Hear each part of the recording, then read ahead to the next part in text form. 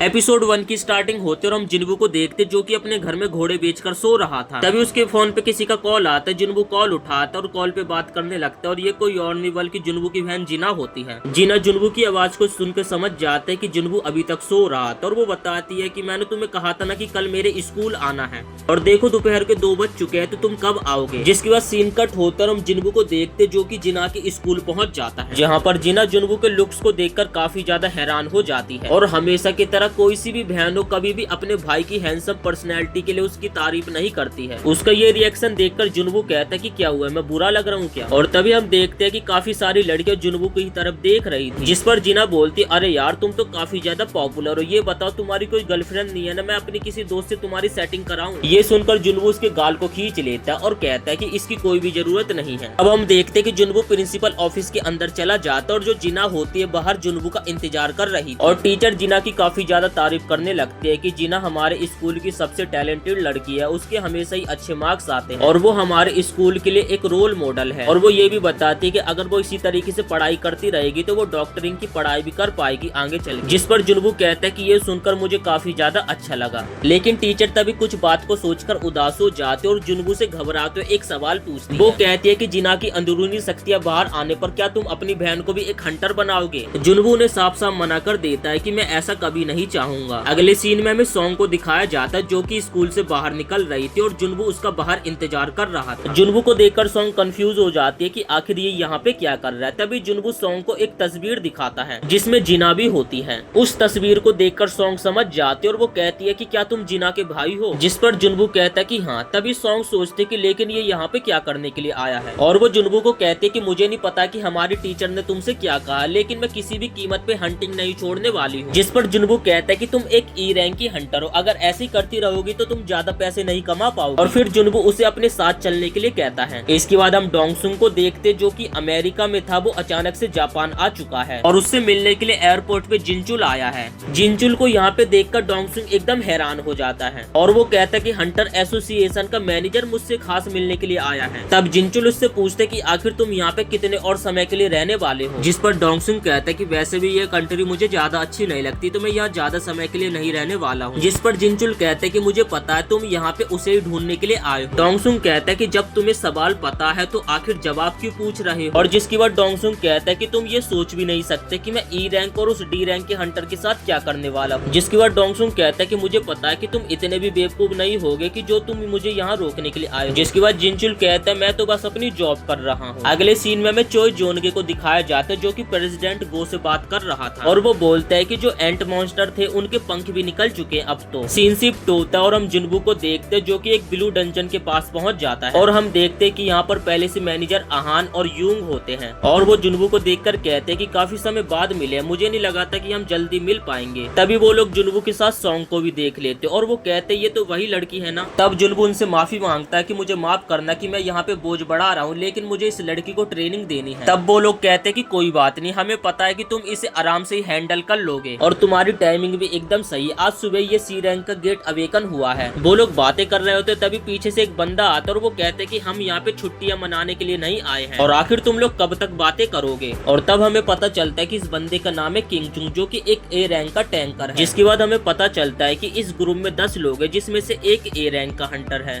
2 B rank के hunters हैं और 5 सी रैंक के हंटर्स हैं और जिन्बू और इस लड़की को मिलाकर 2 ई रैंक के हंटर्स हैं, तो टोटल 10 लोग हो चुके। तब किंगचुल कहता है कि अब मुझे अंदर जाके इन ई रैंक वालों की बेबी सिटिंग करनी होगी। जिसके बाद जिन्बू अपने मन में सोचता है कि मैं यहाँ पे सॉन्ग को ये दिखाने के लिए आया हूँ जो हंटर्स की फाइट होती है उनकी बैटल देखते ही देखते कितनी ज्यादा खतरनाक हो जाती है। इसके बाद हम देखते कि वो सारे 10 मेंबर जिन्बू और सॉन्ग को मिलाकर ब्लू डंजन में चले जाते हैं। जिन्बू जैसे उस गेट के अंदर चला जाता है तभी उसे कुछ गड़बड़ का एहसास होता है और तभी हम देखते कि उन सभी के सामने अचानक से एक लाल गोला आ जाता है और उस लाल गोले की चपेट में जिन्बू को लेकर सारे हंटर सभी समा जाते हैं और तभी हमें पता चलता है वो जो ब्लू गेट था वो अचानक से एक रेड गेट में बदल चुका है। जिसके बाद हम देखते कि मैनेजर आहान इस सीन के बारे में बेक को बता देता है। सीन शिफ्ट होकर हम देखते कि ये सारे 10 हंटर्स एक अलग ही दुनिया में पहुंच चुके थे क्योंकि वहाँ पे अचानक से एक रेड गेट खुल गया था और इसी वजह से ये हुआ है। तब जिनचुल बताता है कि ये एक रेड गेट है और हमें यहाँ से बाहर निकलने के लिए हमें इस जगह के कमांडर को हराना पड़ेगा। तभी सॉन्ग जिन्बू से पूछते कि आखिर ये रेड गेट क्या होता है। जिस पर जिन्बू उसे बताता है कि रेड गेट एक रेड गेट होता है जो कि बाकी गेटों से काफी ज्यादा अलग होता है। इस इस गेट के अंदर आने से हम बाहरी दुनिया से संपर्क खो देते हैं और हम तब तक यहाँ से बाहर नहीं निकल सकते जब तक कि हम इस जगह के कमांडर को ना हरा। तभी हम देखते कि अचानक से उनके ऊपर हमला हो जाता है, जिसमें से एक बंदा तो मर जाता है, लेकिन दूसरा हमला सॉन्ग के ऊपर तीर से हुआ होता है, जिस पर जुनवू उसे बचा लेता है। और तभी हमें पता चलता है कि उनके ऊपर कुछ बर्फीले भालुओं ने हमला किया है। बर्फीले भालू उन लोगों को धमकी देते हैं कि तुम लोगों में से कोई भी नहीं बचेगा, तुम सभी के सब मारे जाओगे। और इतना कहकर वो लोग यहाँ से जाने लगते हैं। आइस एल्फ्स के जाने के बाद सॉन्ग जुनवू से पूछते कि आखिर ये लोग थे कौन। जुनवू बताता है कि इनका नाम है आइस एल्फ, जो कि इंसानों से काफी ज्यादा नफरत करते हैं। तभी किंगचुंग सभी को बोलता है कि जैसा कि अभी सभी ने देखा कि हम लोगों को यहाँ पे कोई भी मदद नहीं मिलने वाली और हमें यहाँ से बाहर निकलने के लिए टीम वर्क के साथ काम करना होगा। मैं यहाँ पर सभी से सीनियर हूँ, तो मैं तुम सबका यहाँ पे लीडर हूँ। किंगचुंग सभी को बोलता है कि वो इतने सारे लोगों को अकेले मैनेज नहीं कर पाएगा, तो हमें 2 टीम में बंटना होगा, क्योंकि किंगचुल ये नहीं चाहता कि वो ठंड से मरे या फिर कोई आकर उसे जान से मार दे। जिसके बाद किंगचुल बी और सी रैंक के जितने भी मेंबर्स होते हैं सभी को अपनी टीम में ले लेता है और वो जुनवू और सॉन्ग को बोलता है कि मैं तुम जैसे ई रैंक के बंदों की यहाँ पे बेबी सिटिंग नहीं करने वाला। जिसके बाद हम देखते कि किंगचुल की टीम में जो बड़े रैंक के हंटर्स होते हैं वो सारे 6 बंदे चले जाते हैं और वो सभी को ये भी बताता है कि इस दुनिया का एक पूरा दिन हमारी दुनिया के 1 घंटे के बराबर है। मान के चलो कि हमें यहाँ पे कई महीने भी बीत सकते हैं। इसलिए वो बोलता है कि यहाँ पे वो कुछ लोगों को छोड़ रहा है क्योंकि उनकी जिम्मेदारी वो नहीं संभाल पाएगा। किंगचुल ये भी बोलता है कि दुखी ना हो, जब वो बॉस को हरा देगा तो सभी को अपने साथ ले जाएगा। तभी पीछे से एक लड़की बोलती है कि उसे जिनवू की टीम में जाना है। ये सुनकर किंगचुल एकदम हैरान हो जाता है और वो सोचता है कि क्या ये लड़की उनके ऊपर तरस खा के उनकी टीम में जा रही है। इसके बाद हम देखते हैं कि किंगचुल बोलता है कि हम उस दिशा में जाने वाले हैं, जिसके बाद जुनवू उसे कहता है कि फिर हम जंगल के रास्ते से जाएंगे। इसके बाद हमें किंगचुल की टीम को दिखाई जाती है जो कि जंगल के रास्ते से जा रहे थे। तभी उन्हें कुछ पेड़ों के ऊपर पंजों के निशान दिखाई देते हैं। किंगचुल अपनी टीम को बताता है कि ये जंगली भालुओं के पंजों के निशान है और वो अपनी टीम को ये भी दिलासा देता है कि बर्फीले भालुओं के वार से वो बी ग्रुप तो बच भी नहीं पाएगा। तभी हम देखते कि अचानक से किंगचुल के ऊपर चारों तरफ से बर्फीले भालुओं का हमला हो जाता है, लेकिन किंगचुल एक ए रैंक का टैंकर है जो कि बड़ी इजीली बहुत सारे भालुओं को बीच में से काट देता है। अब हमें जुनवू की टीम को दिखाया जाता है जो कि जंगल के रास्ते से जा रहे थे। तभी वो जो लड़की थी जो जुनवू की टीम में ज्वाइन हुई थी वो बोलते कि तुम्हें लोगों को समझ नहीं आ रहा है, यहाँ देखो कितने बड़े बड़े जंगली भालू के पंजों के निशान है, हम यहाँ से जाएंगे तो हमें आइस बियर मिल सकते हैं।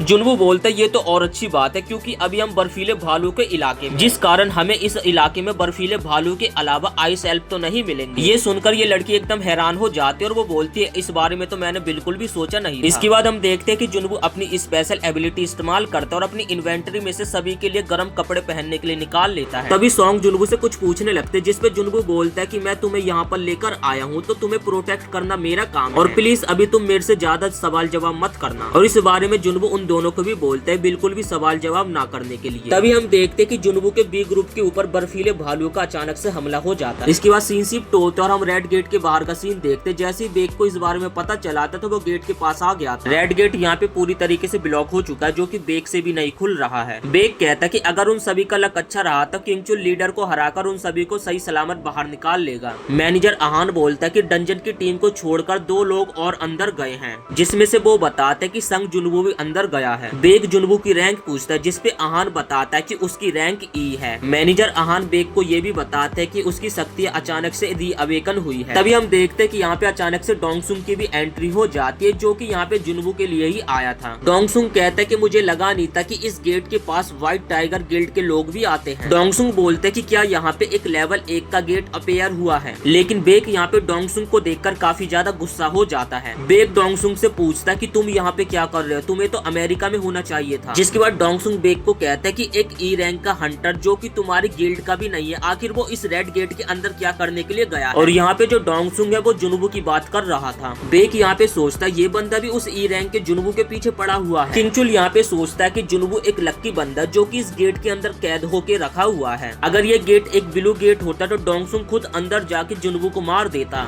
और अब डोंगसुंग के भी हाथ बंधे हुए हैं क्योंकि वो जुनवू को मार भी नहीं सकता है। और दूसरी तरह हम देखते हैं कि जुनवू ने अकेले ही सारे बर्फीले भालू को जान से मार दिया था और जुनवू की टीम के सभी लोग बर्फीले भालू का चिकन पका के खा रहे थे। यहाँ पे ये लोग बात कर रहे थे कि जुनवू ने अकेले उन सभी भालू को जान से मार दिया है। और तभी हमें पता चलता है कि यहाँ पे जुनवू इन सभी को बोलकर गया है कि मैं थोड़ी देर के लिए एक्सरसाइज करने के लिए जा रहा हूँ। दूसरी तरह हम देखते हैं कि जुनवू यहाँ पे एक्सरसाइज करने के लिए नहीं गया था, बल्कि इस दुनिया में जितने भी बर्फीले भालू हैं उन सभी का खात्मा करने के लिए गया था। जिसके बाद हम देखते हैं कि जुनवू अपनी शैडो आर्मी को बाहर निकाल लेता और बर्फीले भालू और उसकी शैडो आर्मी के बीच लड़ाई स्टार्ट हो जाती है। जुनवू यहाँ पे अपनी सभी शैडो आर्मी को काम पे लगा देता है उन बर्फीले भालू भालू को मारने के लिए और कुछ ही देर में उसकी शैडो आर्मी बहुत सारे बर्फीले भालू को मार देती है। तभी यहाँ पे बर्फीले भालू के लीडर की एंट्री हो जाती है, जो कि एक ही झटके में जुनवू के बहुत सारे शैडो सोल्जर्स को मार देता है। और दूसरी तरफ साइड में जुनवू खड़ा होकर ये सारी चीजें देख रहा था। उसकी एमपी की पावर भी 406 बची हुई और वो सीधा जुनवू को मारने के लिए उसके पास बढ़ रहा था। जिसके बाद हम देखते कि यहाँ पे जुनवू ईग्रिस को बर्फीले भालू के लीडर से लड़ाई करने के लिए भेज देता है।